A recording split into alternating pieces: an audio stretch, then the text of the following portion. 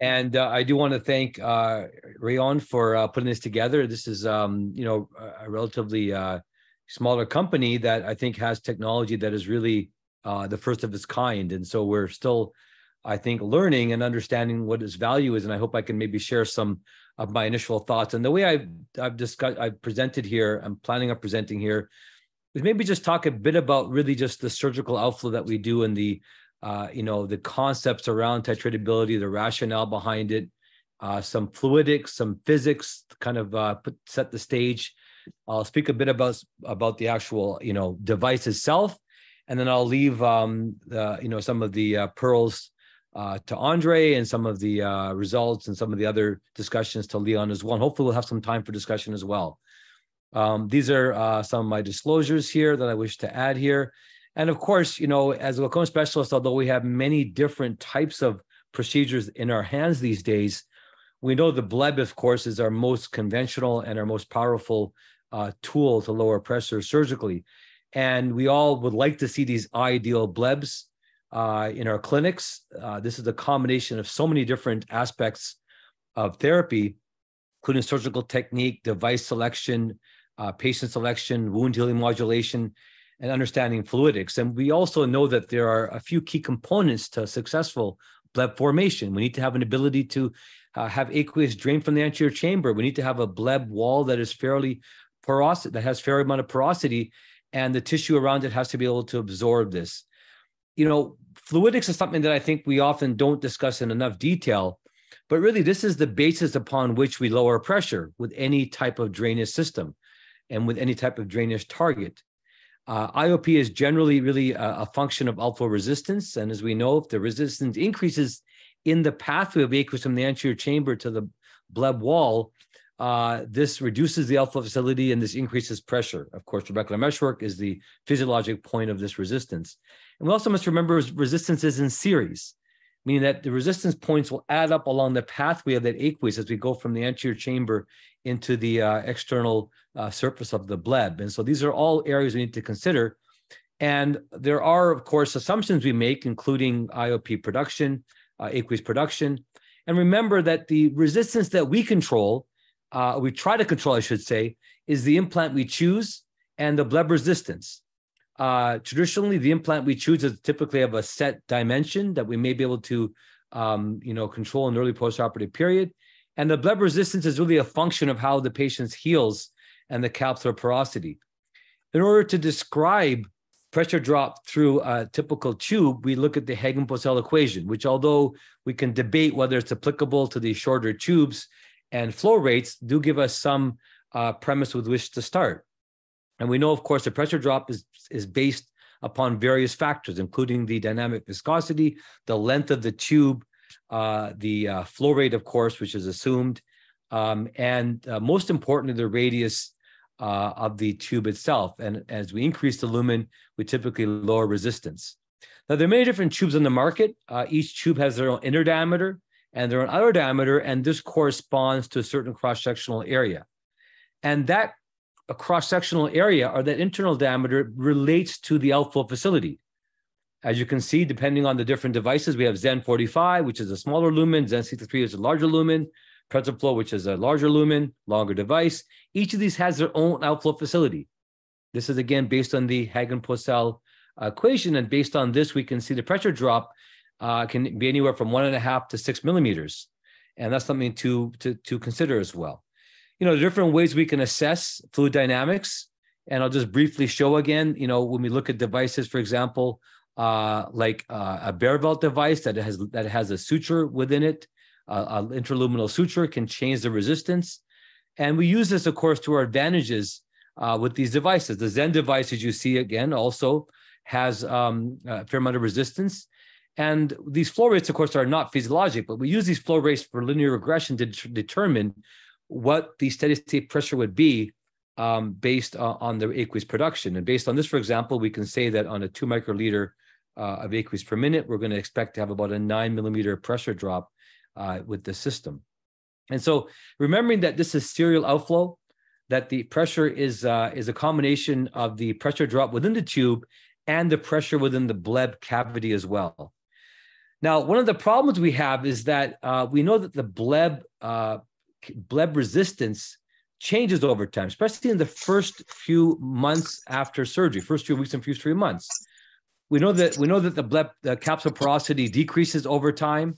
We know that from 7 days after surgery, 1 week to 30 days, there's a very large range in the change in the outflow facility, and this makes it difficult to predict what the pressure will be. It makes it difficult to determine the right size implant to use. These graphs nicely show pressure differential on the y-axis and the time after surgery on the x-axis. I'll say 6 millimeters is kind of the break point as far as hypotony.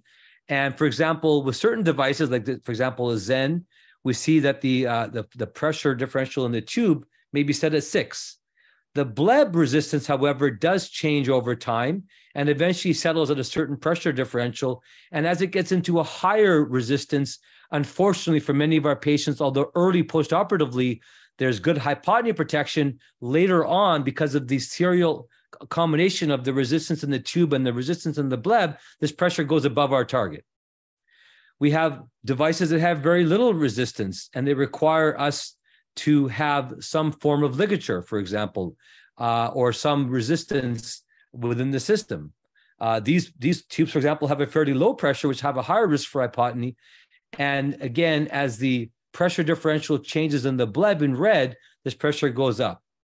Really, the ideal device, in my opinion, a procedure, can adjust flow resistance as the bleb resistance builds up, meaning having a preset resistance at day 0 and expecting it to do well at 1 day, 1 week, 2 weeks, 30 days, 60 days, 3 months, 6 months, 12 months. It doesn't really, it's not in keeping with the way that the bleb resistance changes. And so here's an example where we can see bleb resistance is going to go up over time in red and then have a steady state. And if we have a device that we can preset that resistance to a safe level to prevent hypotony, but as the bleb resistance goes up, we can titrate it down over time.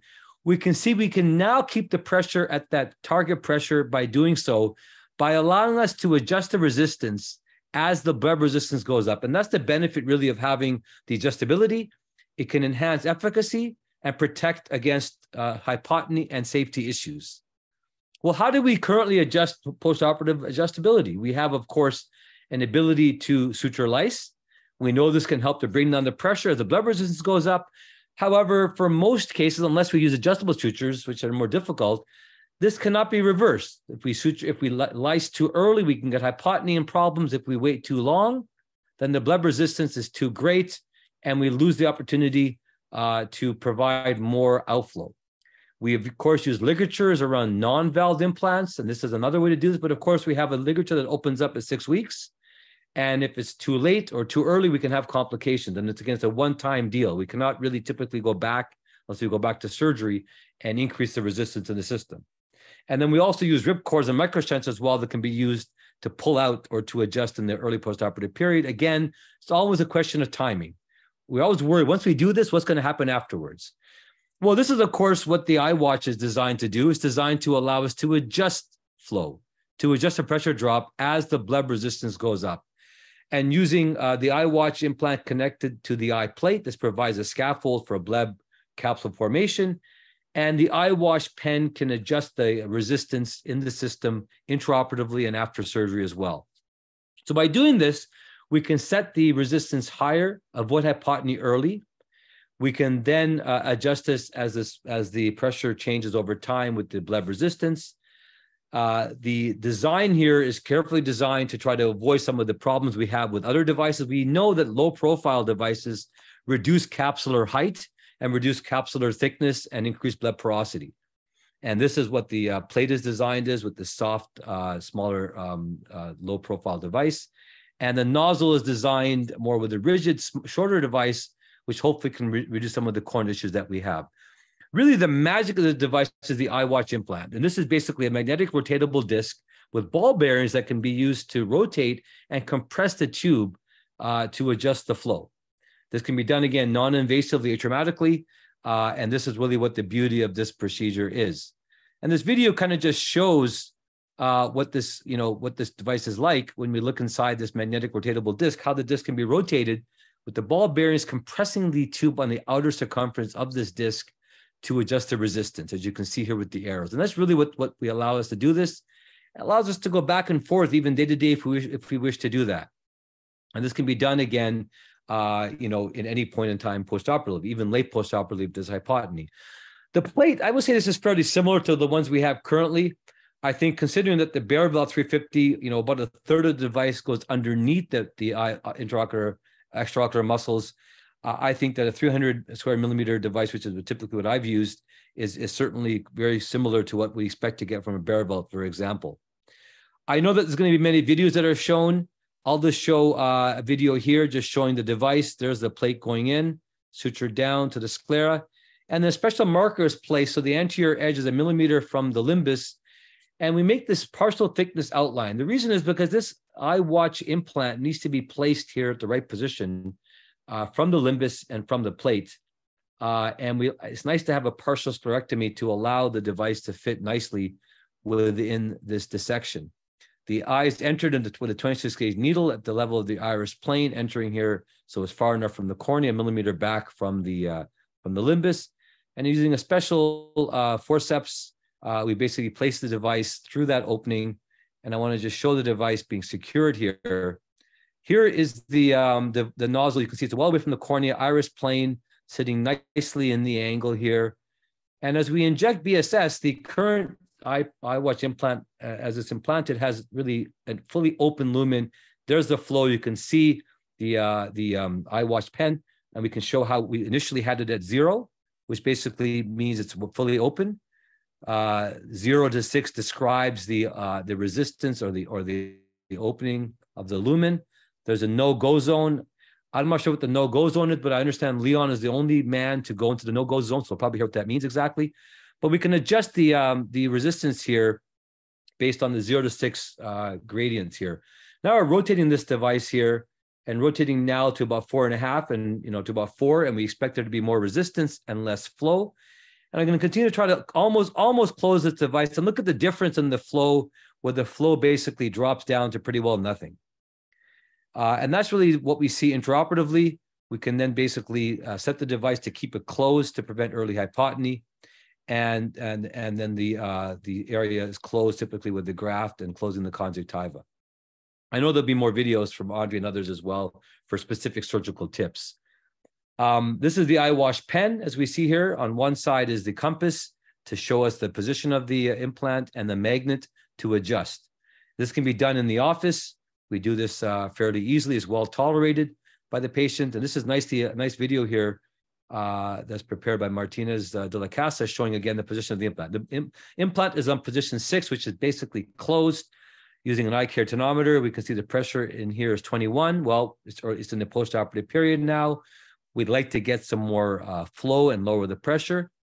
So now the magnet is used here in a counterclockwise fashion to rotate the disc. Do it kind of in small gradients. And here now we can look at the compass, showing now we're at a position here at about a 2, and the pressure now instantaneously drops down to 13. And this can continue to be dropped down as the bleb resistance goes up. So hopefully I've been able to share with you some of the rationale around adjustability. I really think this is the holy grail for surgical outflow. This is the control we have in our hands to change the resistance in the implant to match the resistance in the bleb, because resistance is in series. And once we have a mature bleb, in most cases, we want that pressure to be low. We want that flow to be increased. And no other device allows us to adjust this in this manner. So as we're going through this symposia here, this webinar, I think what we'd like to be able to address, and maybe we'll leave this for some of the interaction, is a device like this, a glaucoma drainage device like this. Where does it fit in our current glaucoma paradigm and amongst all the options we have? And I want us to ponder that, and let's come back to that as we go through some of the data and some of the specifics of the surgical technique. What are the right indications and contraindications? What are the ideal patients? What are special considerations? Obviously, you can imagine there are some that are very specific to this, but what are the considerations on a broader group? And I hope I've been able to share with you some of the rationale and some of the specifics around adjustable outflow and the eyeWatch drainage system. Thank you, Karl. Ike, thank you so much. That was great. And I think one of the key sort of phrases you used, serial outflow resistance, and that is really key to what this device allows us to achieve. And just, I think we should really think about the questions you've posed, and we'll come to them later, because it's still frustrating that we have patients like this example here. I have only eye, comes to me from another country for a tube, which I do with a Prolene intraluminal stent. He's a high myope. 3 months down the line, his pressure has gone up a little bit. You put him on drops, pressure's still high. 4 months down the line, you take his Prolene out. His pressure goes down to 6. You send him to his hotel room. You ask him to come back the next day, but unfortunately he comes back that night with terrible pain and a suprachoroidal hemorrhage. And, you know, it just makes you think, sort of, if I could serially manipulate flow, wouldn't that be fantastic? And would this particular patient, you know, sort of not have developed that devastating complication? So I don't know whether that kind of is one example. Of course, it's a dramatic one. But I think we really need to think of where this fits and what kind of we're trying to achieve as glaucoma surgeons, trying to control pressure properly.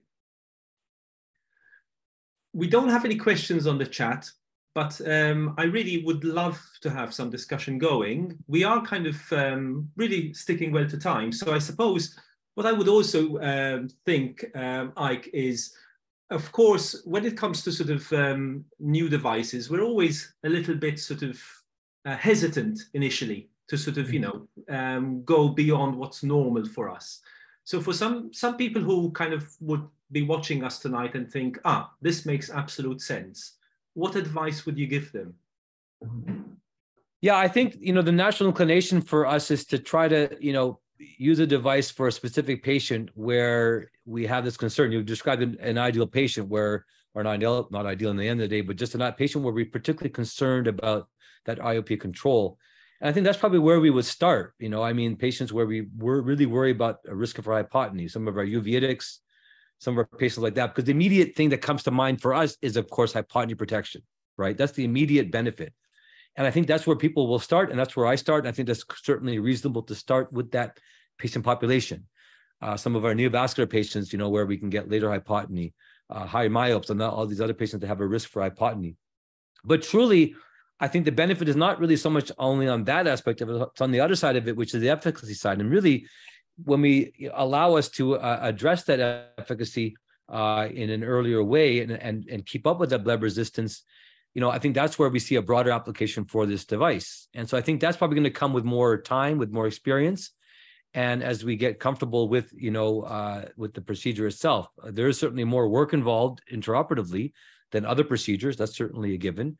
But I've always felt that that work involved on the table is well worth for the benefit after the procedure itself. So I think that's kind of what the premises would be. And ultimately, I think, you know, when we decide to go for a bleb, we're going to need to decide about that balance between safety, efficacy, and that adjustability. So that's where I think where we go with it. Yeah, I think you're right. I think definitely there is some more work to be done. So there needs to be some more space in the eye for that. But I think there are some questions about sort of very specific surgical techniques, which we will be going into the next couple of talks. But one maybe last question for Ike before we move on. There is a question about the accuracy of the scale, and you've been talking about the technicalities of it. And you also commented about the no-go zone that Rheon only dares go to. So yeah, I mean, how accurate is this? I personally, you know, feel that it's not really a 0, 1, 2, 3, 4, 5, 6. It's kind of open, less open, more closed, closed. And it's not really that all closed, isn't it? But any particular feelings from your part, Ike? I agree. I think Rheon's mentioned that. I think that you can kind of group them together as kind of like you said, like 0 to 1, not much happening in the middle, you know, 3 to 4, and then we have sort of our 6, the kind of those 3 levels. I think we typically aren't going to go from, you know, individual to individual. So I don't know what the linear scale is. I don't know what the actual relationship to the actual compression of the tube is specifically, but I think the concept is you basically have it essentially closed. You have it kind of in the middle, and then you have it kind of wide open. I think, and that's kind of what the differentials are in that. That's kind of what I would say. It's 3 buckets of resistance. Yeah, cool. Okay, so Yeah, Emilio, of course. Just because while we're on that, and Ike's correct, and you mentioned the fact that, you know, that the current tube that we have, like the Bava and the Ahmed, is so big that, like I said, it offers no resistance. And then when you continue to scale it down, it will still offer you no resistance up until a certain point. And then it will offer you resistance, like the Zen 45 microns offer you resistance. And then the sweet spot's coming somewhere in the middle. So when we compress tube, like what the eyeWatch does, you can compress it by a fair bit and nothing is going to happen to resistance. And then once you compress it down to a certain size, resistance is going to kick in, and it will kick in pretty fast. So hence the compression from 0 to 6 is not linear. You know, when you start compressing it, maybe not a lot will happen, and then suddenly it will kick in. And then once you're below a certain lumen size, then the resistance will build very quick, which is why when we tie tube off with a bar valve, it never really is very satisfactory, because you have no idea how much you tie. People think if you tie it down by 50%, your pressure will go up by 50%. Well, it doesn't, because 50% of the bar valve probably still doesn't offer any resistance until it goes down further. Yeah, there's more variables in there, isn't absolutely. there? Yeah, absolutely. So I mean, that's a really good point, and I think this leads very nicely to André Mermoud here, who has the most experience with the eyeWatch, of course, and I think he'll be answering some of the questions you guys have asked about technique, what do you use, which plate, which mito, etc. So I'll let André do his talk first, and I'm sure if he doesn't answer most of these questions, we'll have a discussion about them. Okay, thank you very much for the invitation. I'm going to talk about some surgical tricks, going from the beginning of the surgery till the end, and then discussing a little bit how to perform this implantation. So first of all, the position of the patient should be put correctly. The head is turned slightly nasally so that you have a good exposition of your superior temporal quadrant, and that makes it much easier. I usually do a retrobulbar anesthesia, but you can also do a subtenonian or general anesthesia. It all depends what you're used to, but I like the retrobulbar. Then I like to put 2 traction sutures, one in the very temporal, almost inferior temporal part, and then I'm going about 2-3 millimeters behind the limbus, and the suture is quite deep inside the sclera. There, the sclera is about 1 millimeter in thickness, so it can go quite deep, and they have a very solid anchor with that sutures. And so one in the inferior temporal, and then the other one in the superior part. And of course, often those patients have previous surgeries, like this case here. So you have to go usually behind the previous trab or previous deep sclerectomy that we will find at 12 o'clock. So here is the second suture, which has been put much further back. I mean, that's about 5 millimeters from the limbus. And those 2 sutures will help you to really orientate the eye in a good position. I like to open my conjunctiva about 4 to 5 millimeters from the limbus so that the suture will not be felt by the patient after surgery. So patient, if you open like this, the patient is really comfortable and usually sees 100% the first day and doesn't have any pain because the sutures are very posterior. So I'm doing quite a big opening so that you can have a good view during surgery. And so we open about, I would say, 15 millimeter at about 4 or 5 millimeters back from the limbus. Then a good dissection of the tenon is required, and to be able to expose nicely the orbit behind, and as well as a good dissection of the tenon in the anterior part, so that you can later easily do your scleral dissection. I like to do also cauterization if I need. I'm using these forceps here to actually expose the orbital space, and then using a hook, a muscle hook, to see actually the muscles, the lateral rectus and the superior rectus. This will also allow us to determine the space we have in the orbit. Should we put a 200 plate or a 300 plate? This will depend on the surface you have actually as an option. Then you also have to consider if the patient has a neovascular glaucoma, might have little production, you might put a smaller tube, or if you have a child, you know, you have to take all this in consideration. I mean, like you do if you use Barfeld between a 250 and a 350. So then once we are agreed on the plate, I'm going to insert it, and I'm using again my retractor, and that is not too difficult to put. I mean, I like to be very posterior. We are usually measuring at least 12 millimeters between the limbus and the beginning of the plate, and then we are going to fix it with sutures. Important is to move on the side as you saw on the video, so that you are sure that the plate is really under the muscles. But this plate has been designed actually not to interfere with the muscles. It should be really not touching the muscles. Even the 300 is only slightly touching the rectus. Here we are putting the suture, as I said, about more than 12 millimeters behind the limbus. This is a ProLens 6.0 suture.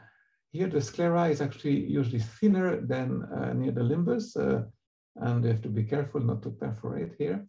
And then we are passing the two sutures. I mean, that's the same as if you use other type of drainage devices.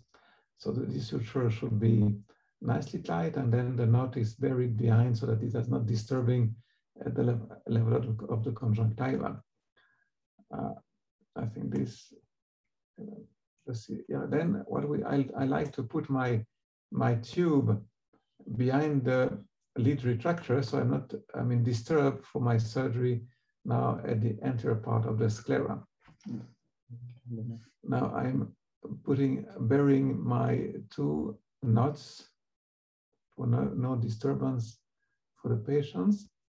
And then I'm going to do my cauterization in the anterior part and then design my dissection. So here we are carefully dissecting, especially here you have a previous surgery at 12 o'clock. So we have to be careful to clean everything and do a nice cauterization so that you can really see well what you're doing. Then you'll see, I don't know if I can maybe go a bit faster here. Yeah, we are doing the cauterization. I use a bipolar cauter. And once it's all clean, then we can start to, so this is the important part, is to mark your dissection. So this is what we call the little house. So we are trying to be 1 millimeter behind the limbus with the anterior part. And then having, we're looking where the tube is coming so that the tube is flashed with the plate and the eyeWatch. So now we're going to take a regular blade, 11 blade or 15 degree, like here. We have to cut around 2/3 of the scleral thickness, and respecting the design done with the marker. And this will allow us to bury the eyeWatch inside the sclera and cover it later with some graft patch so that it doesn't disturb the surface of the eye. I'm using an accretion blade, and this will allow us to have a regular plane at around we are removing about 2/3, between half and 2/3, because the eyeWatch is 500 micron thick. So if your sclera is 1 millimeter, actually you need to remove about just 500 micron, half of the thickness. I like to remove a bit more because then I have more space. So that is important then also to clean and to do some cauterization, because now we're doing the penetration inside the eye. But before penetrating, I love to put an anterior chamber maintainer to really avoid any big change in IOP during surgery. So we don't put much pressure in the AC maintainer. We usually leave the pressure around 20 millimeters of mercury, having the water level like 20 centimeter, 25 centimeter above the surface of the cornea.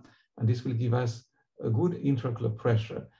Having done, we should not inject viscoelastic, otherwise it may block your system, and then you might have difficulties to see is draining or not. Now we're ready to penetrate inside the eye with the 26 gauge needle. And this is the needle. We have to be in the middle of the anterior dissection. And then we have to aim to be as close as possible to the iris, parallel to the iris, in order to enter the eye inside the trabeculum, not touching, of course, the corneal endothelium. And here I like to keep a very good eye on my entry, so to be able then to easily insert the eyeWatch. So I'm not losing my sight. And then we are introducing the eyeWatch, which is using the special forceps, keeping that tracked. Now I can see the water is flowing from the exit in the back here. And because the eyeWatch is actually delivered fully open, so we have a full flow through the device during that part of the surgery. Now we are putting it inside the bed, and I like to check with the gonioscope now to see if the entry is correct. So this is the gonioscope, and you can see not so that it's not easy on the video, but I mean in real life you can see it quite well here. And that is, you can see the trabeculum, here is the Schwalbe's line and the scleral spur.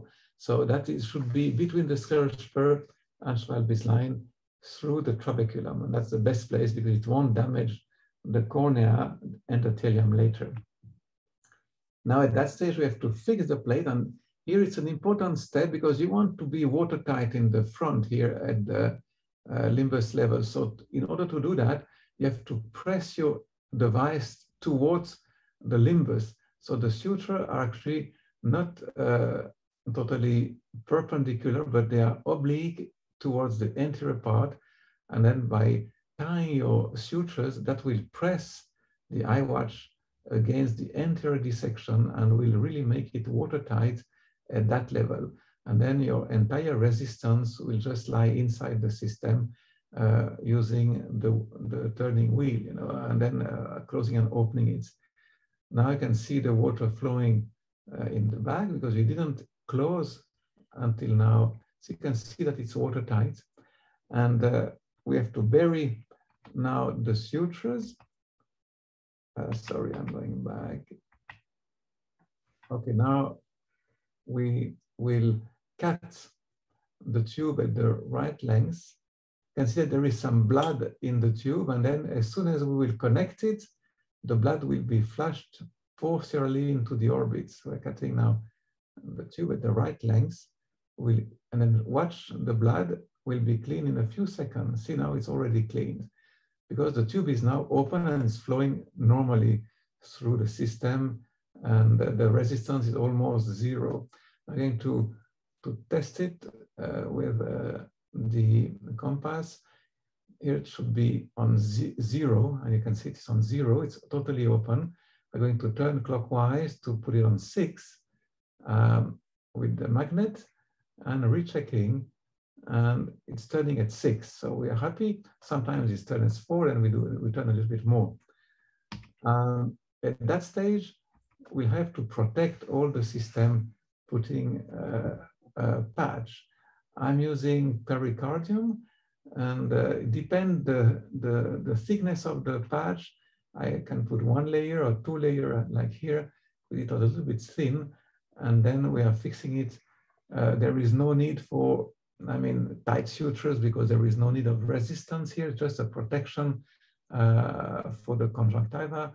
At the beginning, we didn't use it, and then we experienced a few erosion of the conjunctiva, and that's why now we systematically are using a patch, and we're cutting it at the right length, protecting also the tube. So we leave actually some patch in front of the tube, so to really protect it very nicely from the limbal part to the posterior part.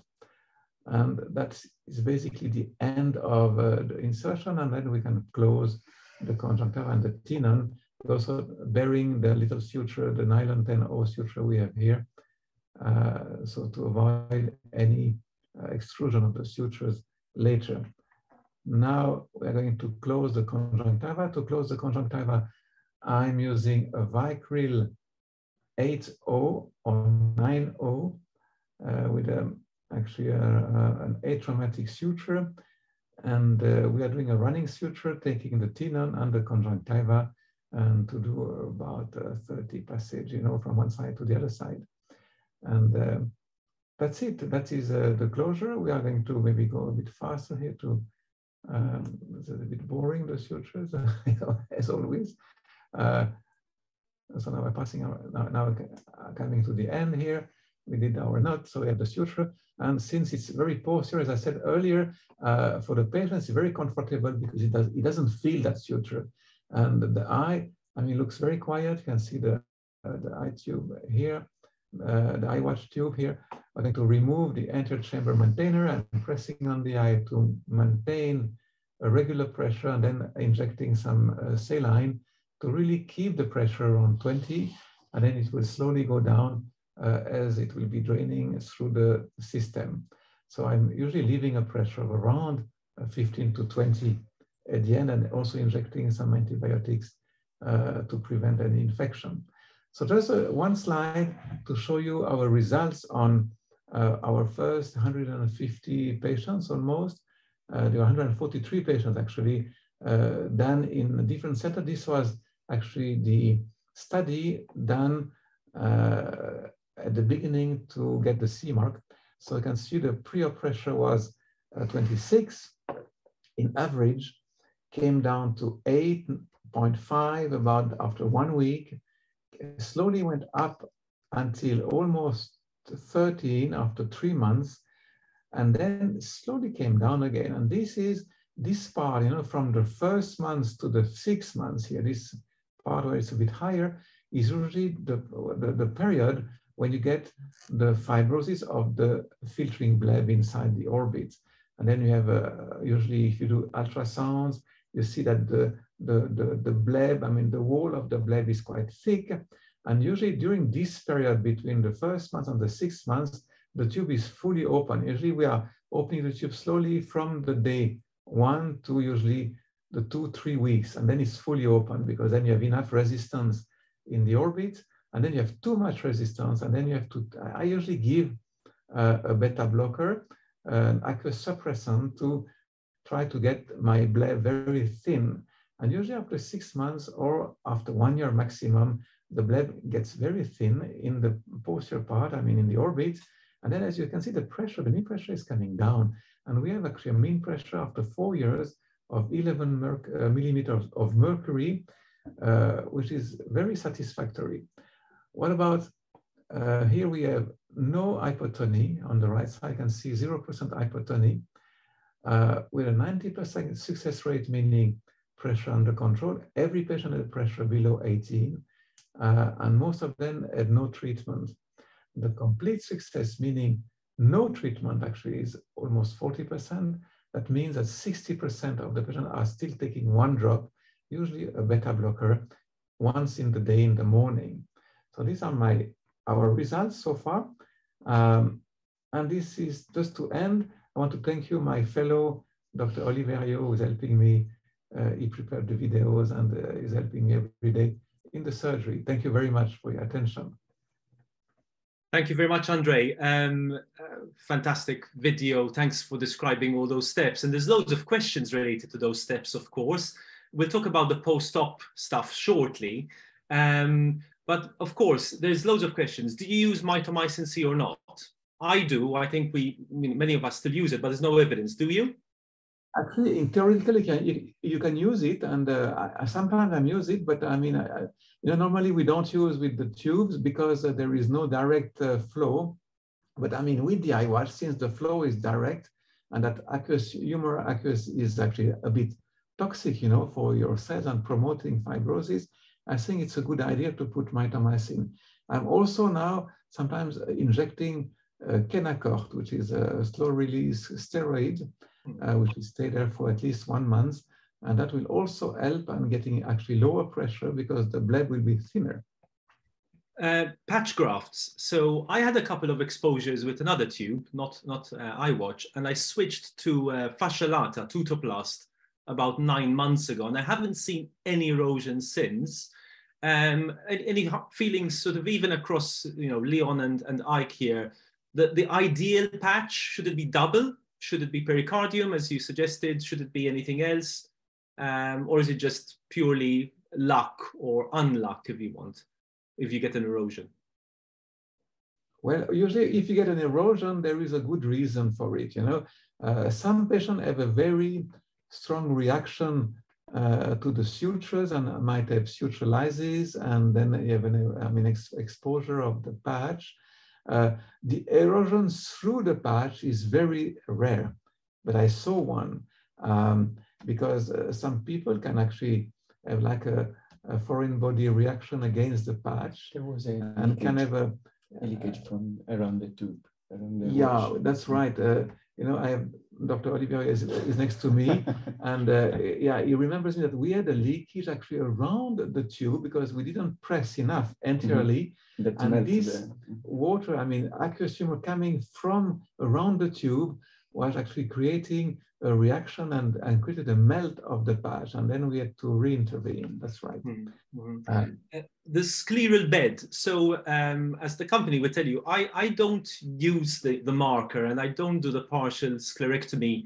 I do actually shave off some of the sclera. We have this, what we call a hockey stick blade here.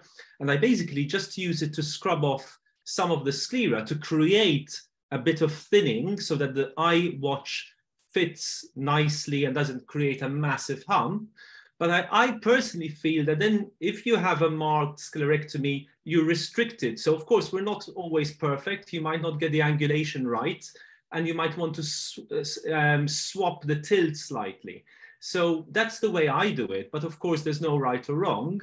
Any sort of strong feelings about why we should use the marker in the sclerectomy?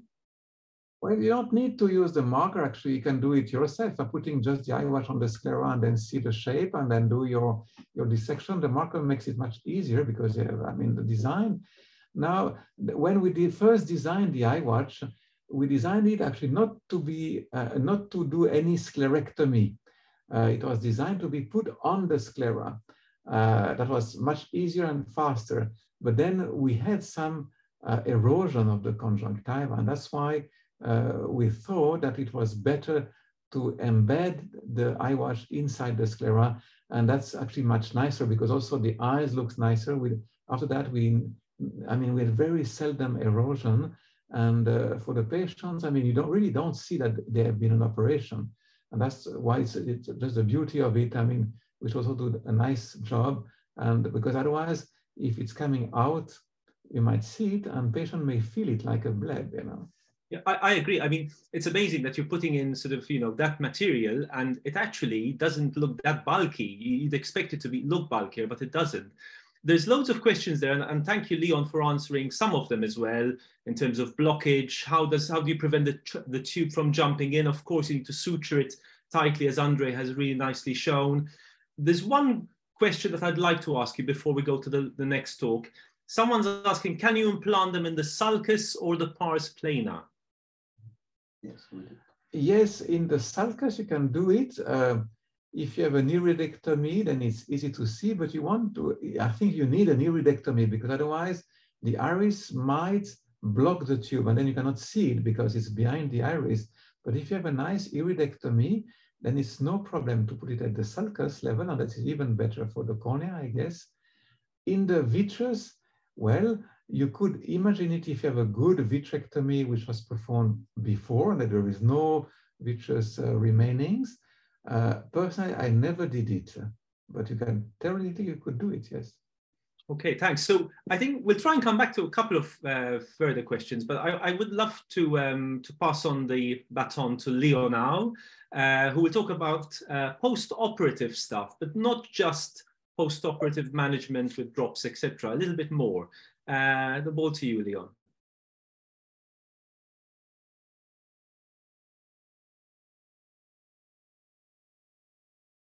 Thanks, Karl. Sorry, I was trying very hard to share my screen. Is that all right? Can you see it? Yeah. I think most things has already been said. So I do apologize if there's a bit of overlap, but I mean, it's a little bit about post-ops, and post-ops is not really that difficult.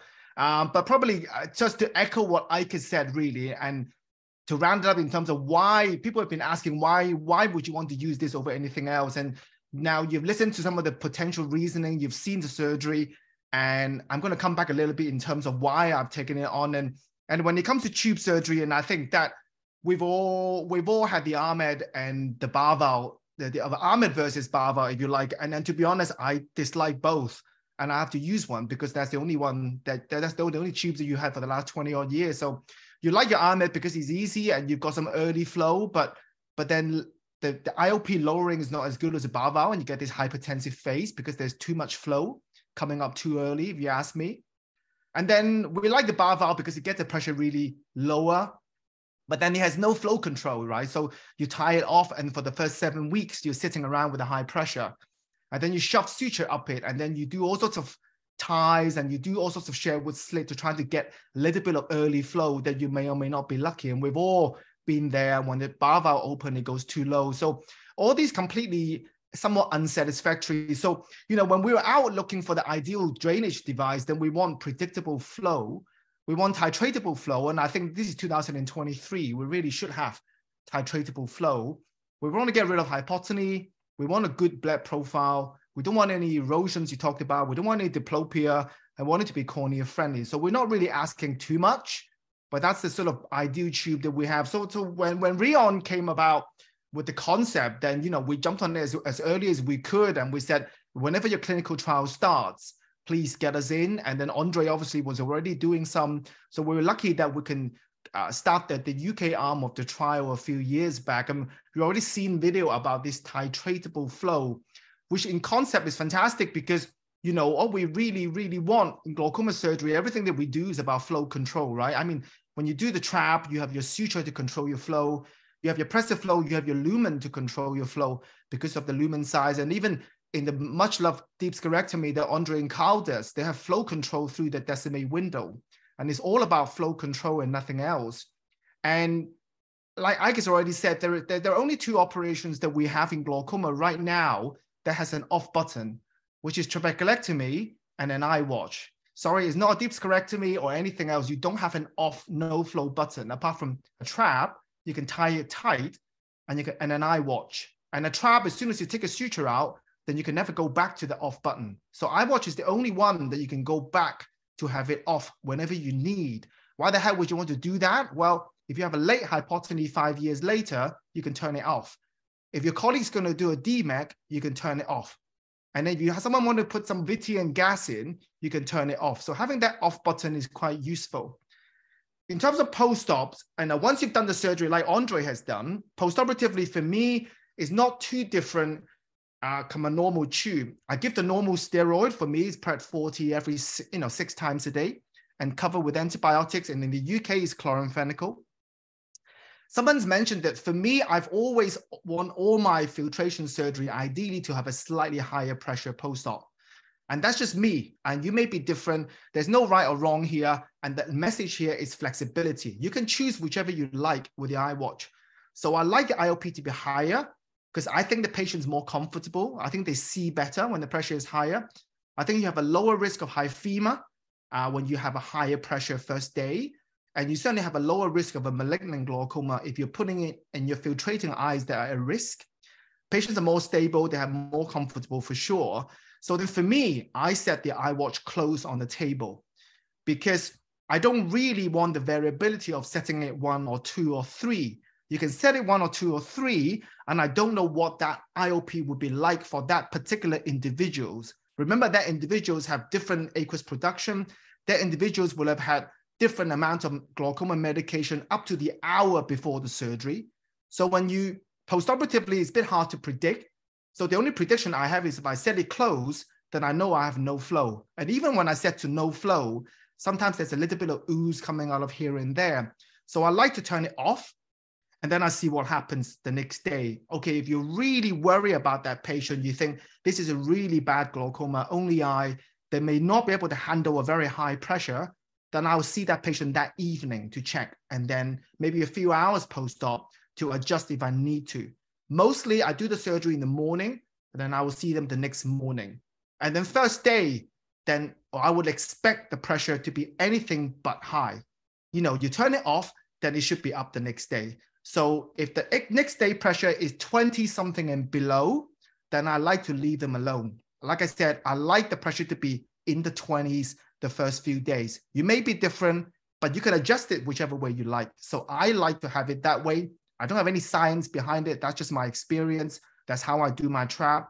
And then I would open it a little bit if the pressure genuinely is very high first day.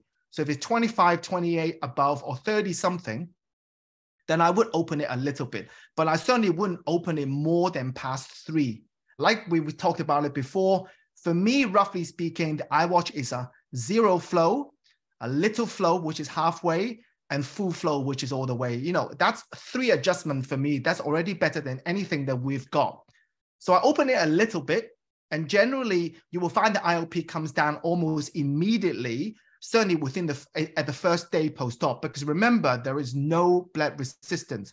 It's draining into an open space. So when you open it, the pressure will come down almost in seconds. While later on, if you open it in a month later, you've got some blood resistance, it will take a little bit longer. And then afterwards, from 1 week onwards, then it's not about which way to do it, it's about your way to do it. So now you have flexibility and control. So depends on what you believe. So I think André is the same, and I think he told me that. And I'm a believer in delayed drainage, which is why I don't like an Ahmed. So I believe in Martino's saying, I believe that don't make the tube work too hard. Too much aqueous cause too much fibrosis and a thicker bleb. So I like delayed drainage. So I get a little bit going, but as soon as the pressure hits a bit higher, then I put in aqueous suppression. I don't personally open the eyeWatch too much within the first 2 months. I open it a little, and then I let my aqueous suppression work a little. And then later on, I open it more. And that's just my preference for tube. I like a delayed drainage. But if my patient can't handle any drops at all, or if you work in an environment, a culture that patients don't like to take drops, or for whatever reason, they can't come back for much follow-up, then you have the ability to open the eyeWatch more to chase the pressure down as you go along, like what Ike said. So depends on which school you bring in, you believe in. And for me, personally, I like to drain a little, and then I like my aqueous suppression to do the rest for me. And 2 months later, 3 months later, I can open it more when I need to. And later on, generally, when you open it, adjust it, sit them outside for 20 minutes, and then you can check the pressure afterwards. And generally, you will see a pressure lowering after 15, 20 minutes. Unless it's first day, then it happens pretty quickly. I probably should mention a couple of things that about MRI scan. I think that we always tell all our patients that this is MRI safe. So it won't fly off your eye and cause any problem. But we tell all our patients that after they've had an MRI scan of any sort, they need to come back and see us within 24 hours, because theoretically, the rotation of the eyeWatch, I mean, the opening of the eyeWatch can be altered by the magnetic field, depends on which way the magnetic field goes. Now, we've had a few patients had an MRI scan, and I've never had one that the orientation has altered as a result of MRI scanning. So I can tell you that it is very safe, and no patient complained of any discomfort or pain or heat or any kind during the MRI scan. They look nice post-op. The only thing that I would like to change is that I would like the tube not to be white. I would like it to be clear.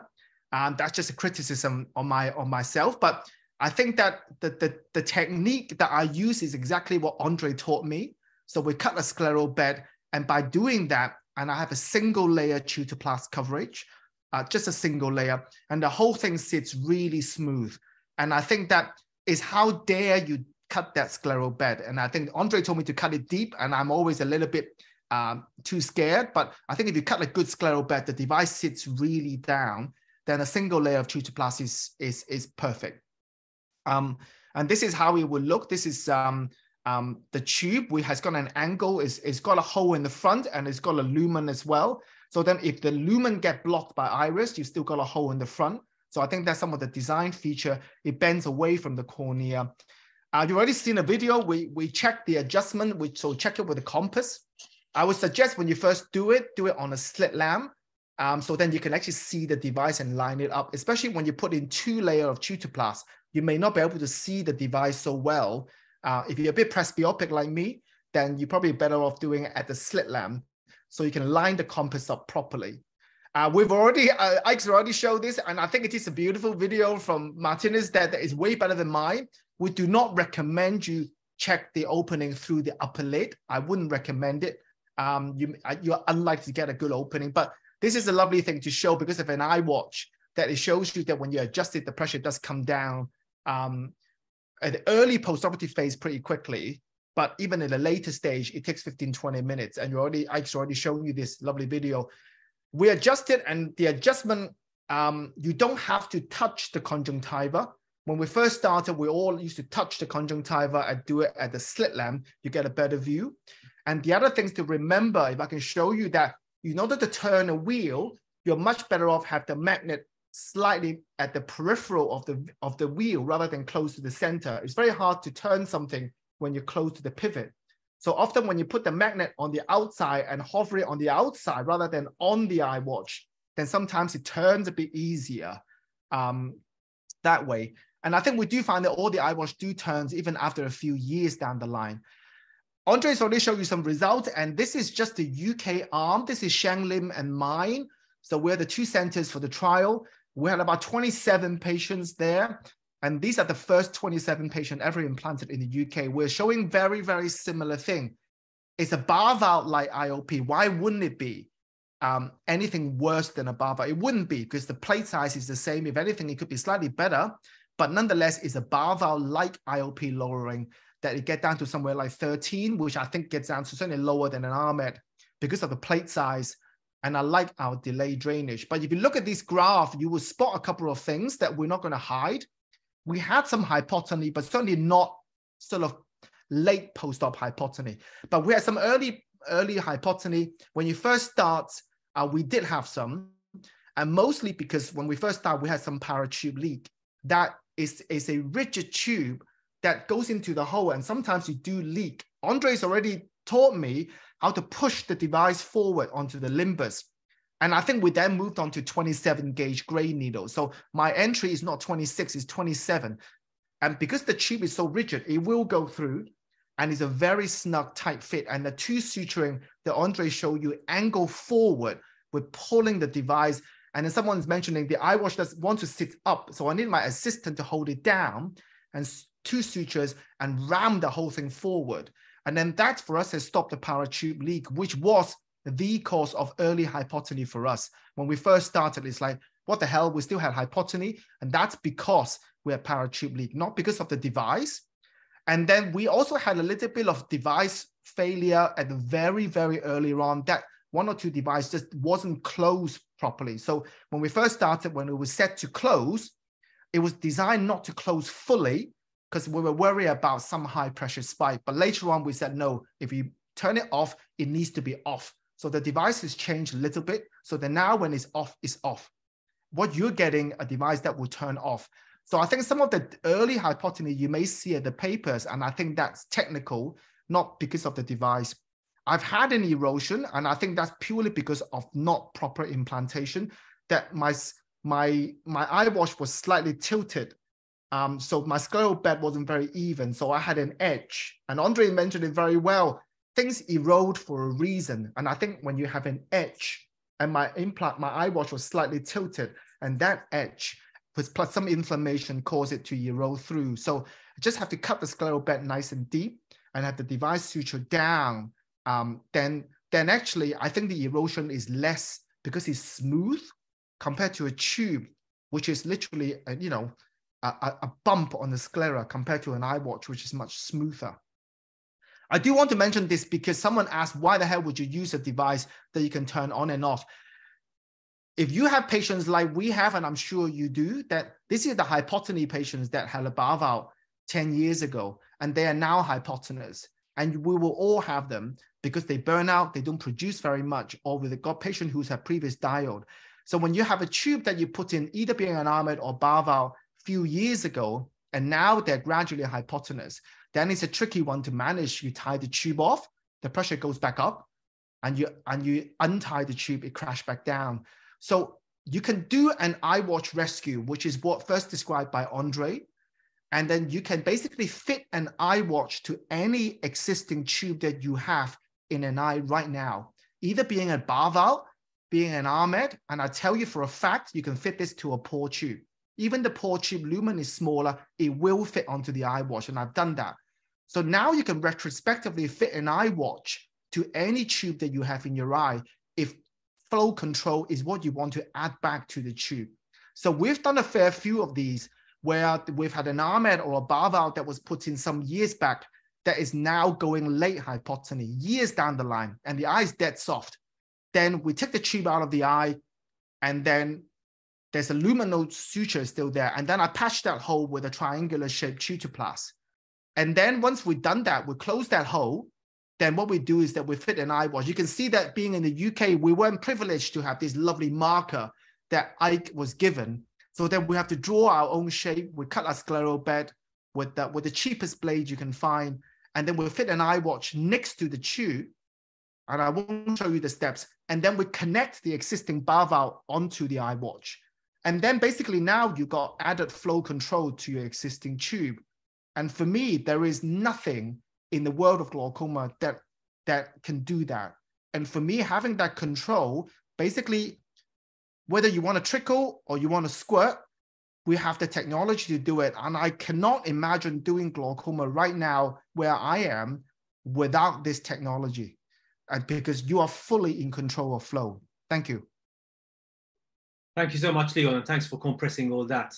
We are running slightly out of time, but I think we do deserve, and I think the participants as well, at least 5 minutes of questions for your talk and in general as well, because there's so much to talk about.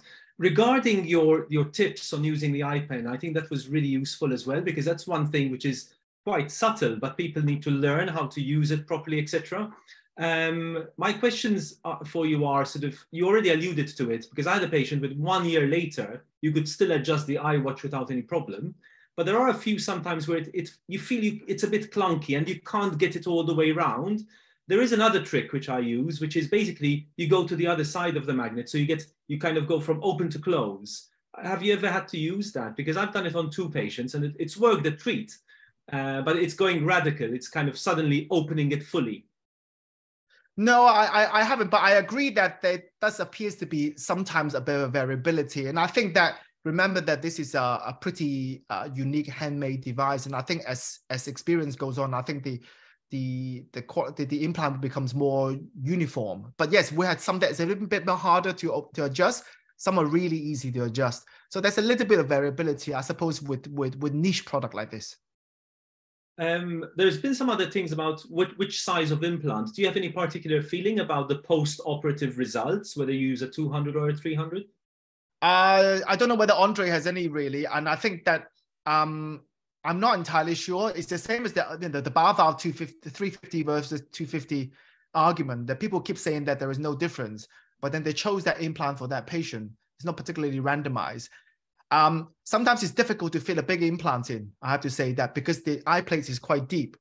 So I fit whatever I can fit on, really. And often it's the smaller one rather than the bigger one for me. Yeah, okay. Yeah, sorry, go ahead, please. Between the 250, I mean, the 200 and the 300, they have the same results, actually, basically.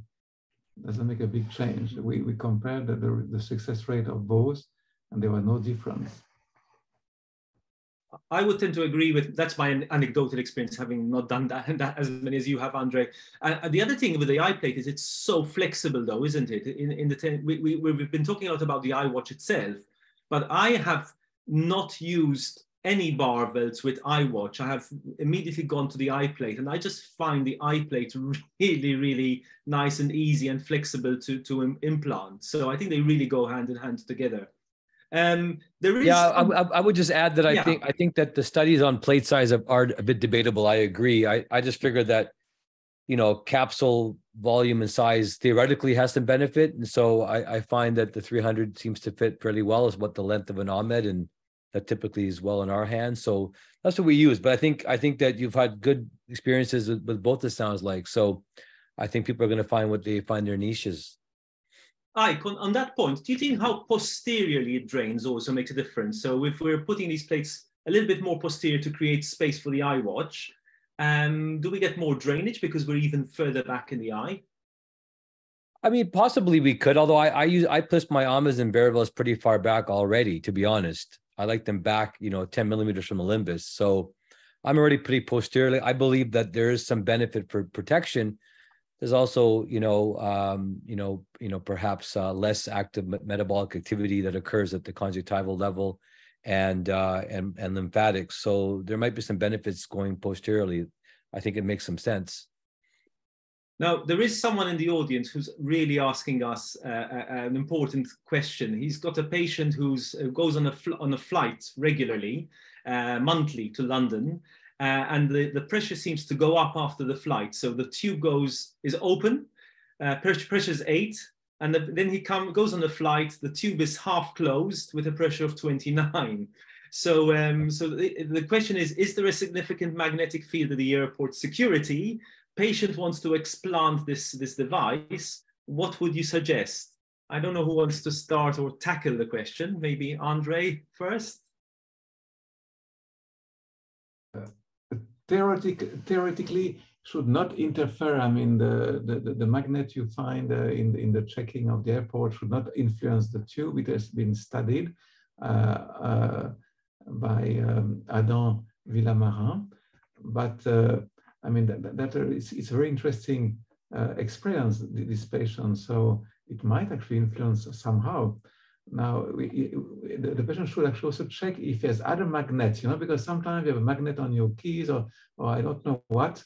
I had a patient who actually was a cook, and he was using a magnet to actually put on the wall, on a board, the menu of the customers.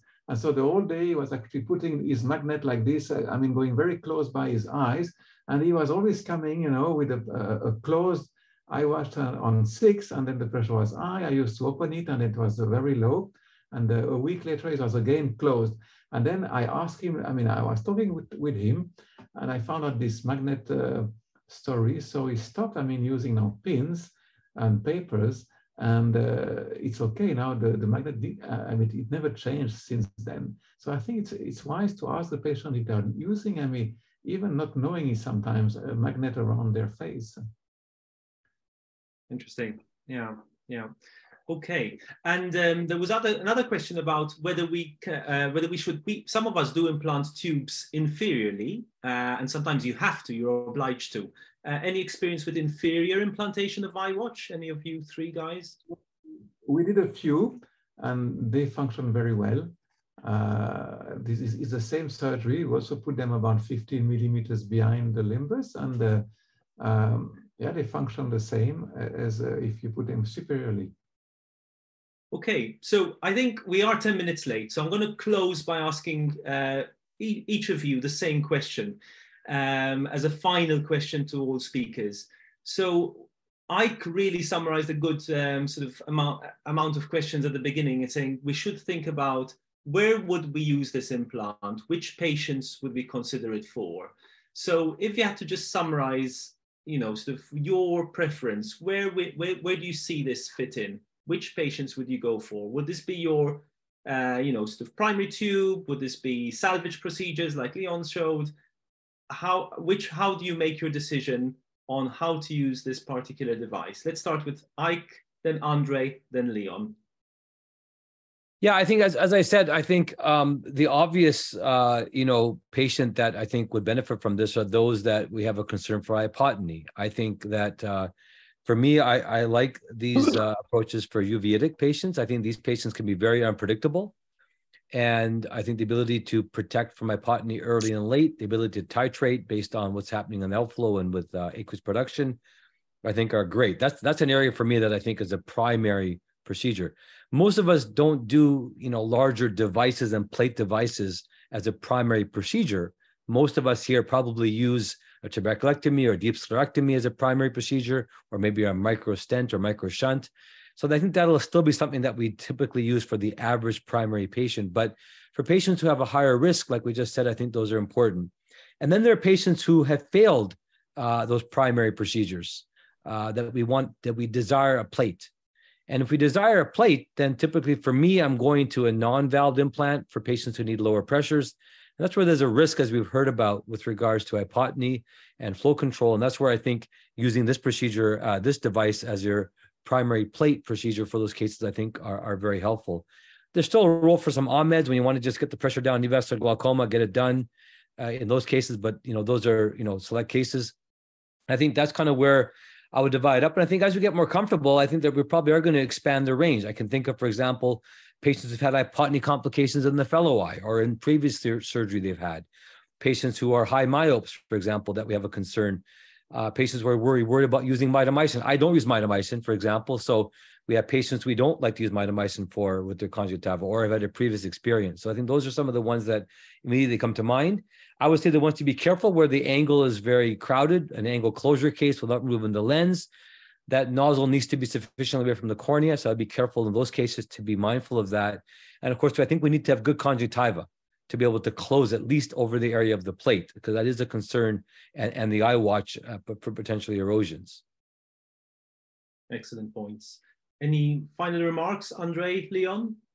Well, we had the same question like Ike, is that why couldn't we use it as a primary procedure in some cases? Because we did it and had very good results, but I mean, the device is actually designed for a secondary procedure if you have a failed primary procedure. But now, in order to answer the question, actually, we're running a study right now, randomized, prospective, comparing the eyeWatch in primary procedure and then compare it to deep sphincterotomy, trabeculectomy.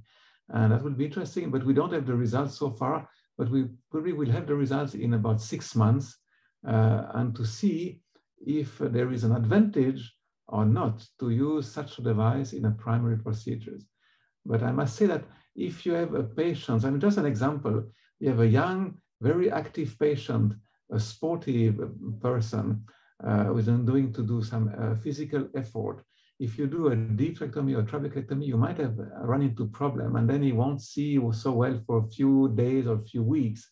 If you do an eyeWatch, then he will see 100% the first day, and he can do this sport and his physical activity as soon like 1 or 2 days after the surgery.